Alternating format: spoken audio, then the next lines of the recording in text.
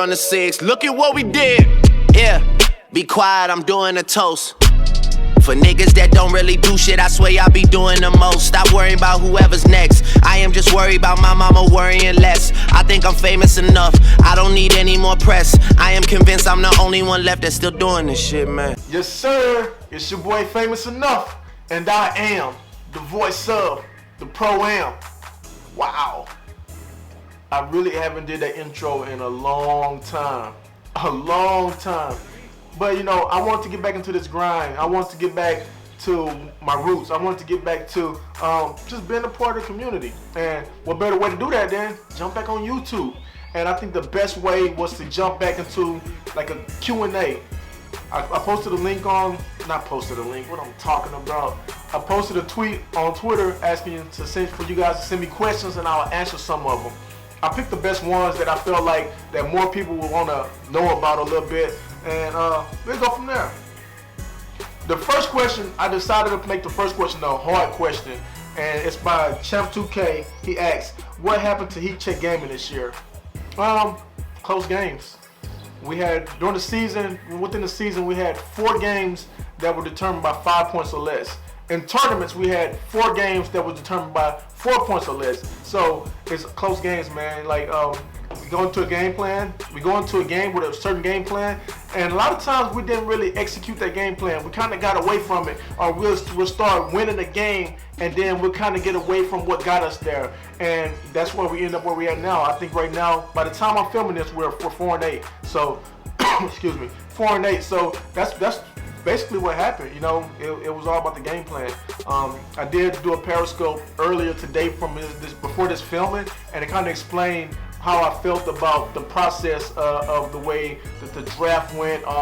When we went away from the snake draft from season 1 and then going into a regular draft, but you know, we don't get to keep all of our players, or we have to give them draft picks to keep certain players, and it kind of crippled those teams that was in the back end of the draft. All the teams in the front end are doing extremely well, but the back end kind of suffered.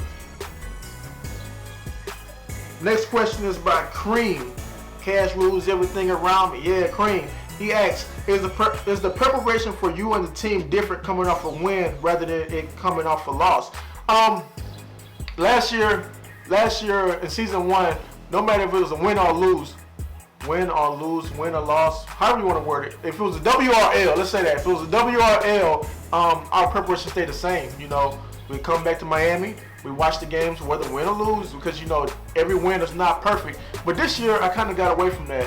It was a lot less film work involved this year compared to last year, and that's all on me. That's all on me. I came into this season like, man, we got a really good team. We had a really good draft, and we had good players, and I felt like, you know, maybe they should figure it out. But that's on me. It was one of those things where it's a learning process. Everything's a learning process, and I didn't have the team dedicate enough time to film watching.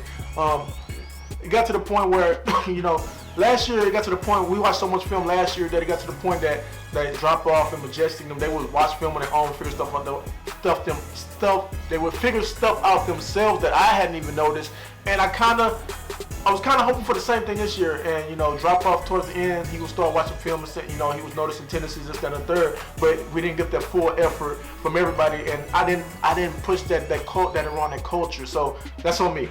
That's on me. Third question is from Flacco, iFlacco TV. How astonished are you by the growth of 2K in the professional gaming realm? Excuse me.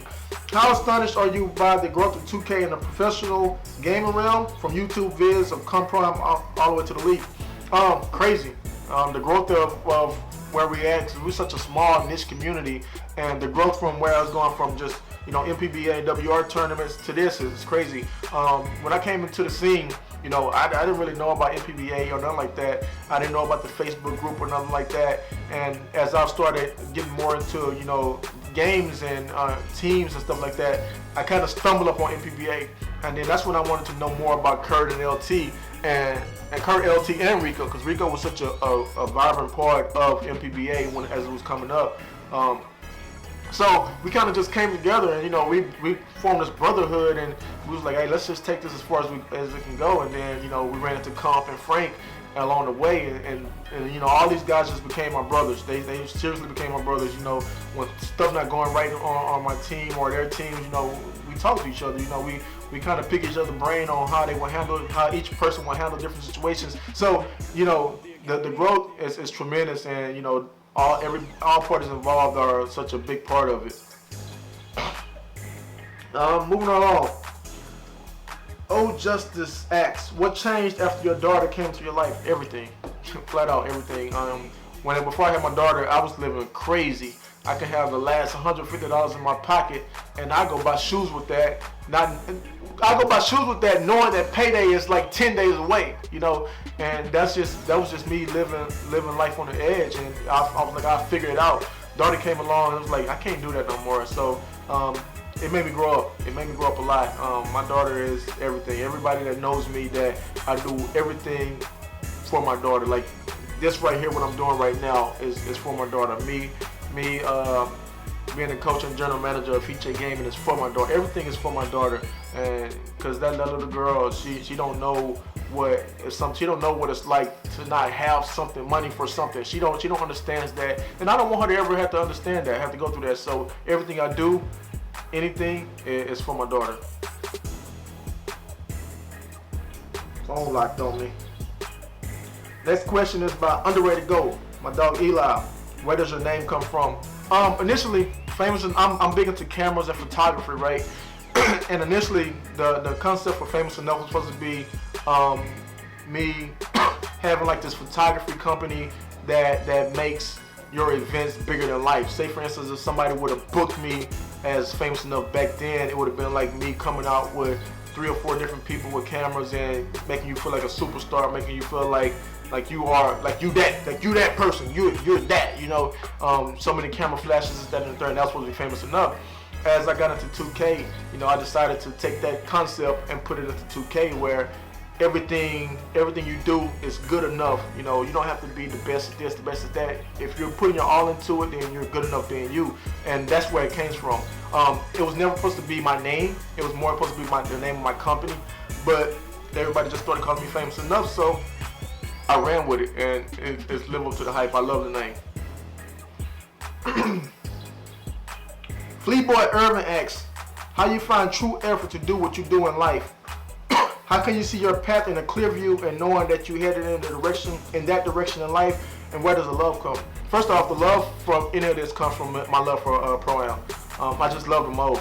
Everybody that knows me, that I'm a fan before anything. I'm a fan of Pro-Am. I'm a fan of the 2K League. I'm a fan of players. I'm a fan of teams. Everything about it, I just love it. Well, this is a long question. It's like 3 questions in there. How you find true effort to do what you do in life? Just push and perseverance. Like, I feel like that even if you're the best at what you do, you can still be better, because the people that's behind you, that's trying to get where you're at, they're following all your steps, and they want to make sure that they supplant you. So they're going to keep trying to push you, and they're going to try to get past you. So you got to keep moving. The last part, how can you see your path in a clear view, knowing that you're heading in the right direction? Really, you know, you really don't never know if you're heading in the right direction. Like, you're not the one. It's hard. It's hard when there's no blueprint set for what we do. You never know if you're heading in the right direction. Like right now, we went to the finals last year, and now we're 4-8.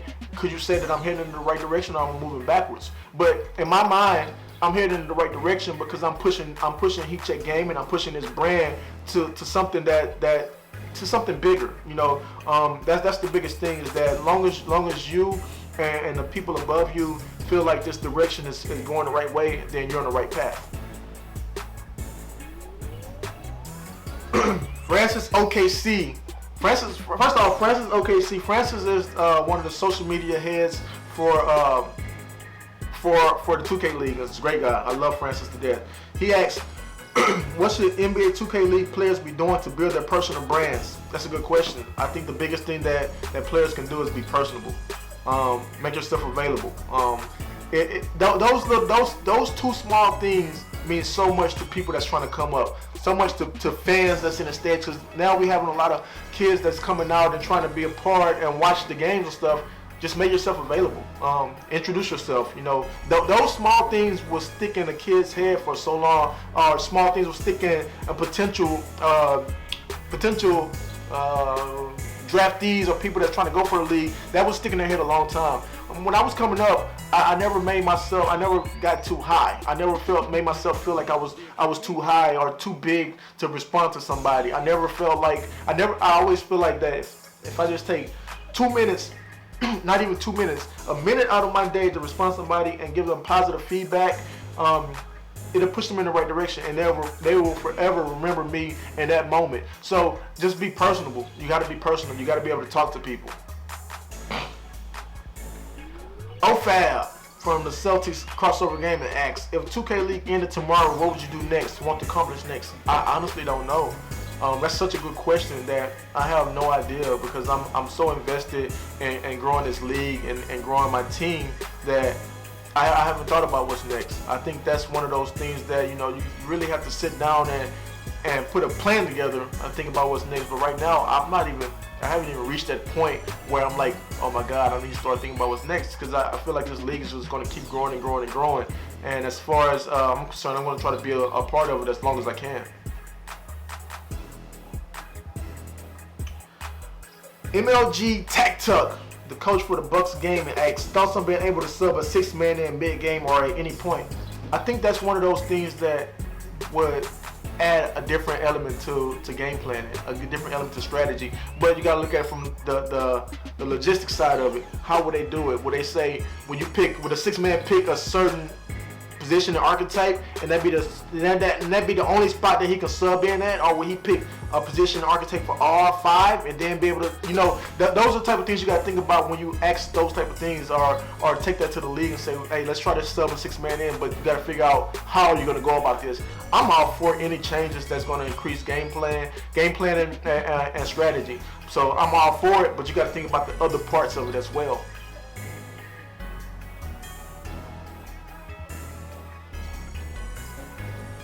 Get on my level 41 asks, what are the biggest challenges of being a coach? Oh man, definitely trying to get all the personalities on the same page. You got 6 different personalities that you're trying to match as one, and then you got to try to figure out what's the best position for everybody. You know, that's one of the toughest things. You see J Money. We traded J Money to T-Wolves Gaming, and you see him flourishing as a sharp when he's point guard for us. You know, we didn't have the luxury of being able to move him from point guard to another position and trying to get the best out of him at that point. And then you see Lottie. He just had a 31-point game last week for the Jazz. As a sharp, you know, but you know, again, we didn't have the luxury because I didn't really have a true lockdown, and Lottie had never played lockdown for us. Put him on the field and he flourished at it. So that's one of the things, trying to figure out what fits best for your team. Those guys are fitting best at different positions on different teams, but not necessarily true that they could have fit best at those positions on this team. So it's a give and take. You got to figure it all out, man.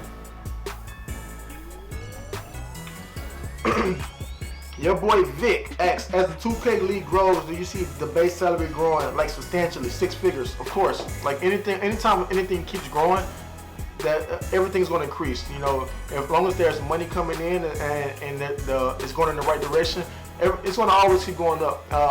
6 figures might be a long way down the line, but you know, eventually it'll get there. You know, there's teams and players that have opportunities to make 6 figures in a year by one of these tournaments and stuff like that. So that's one of those things that you got to keep in mind as well, that everybody can't make it, but some people will.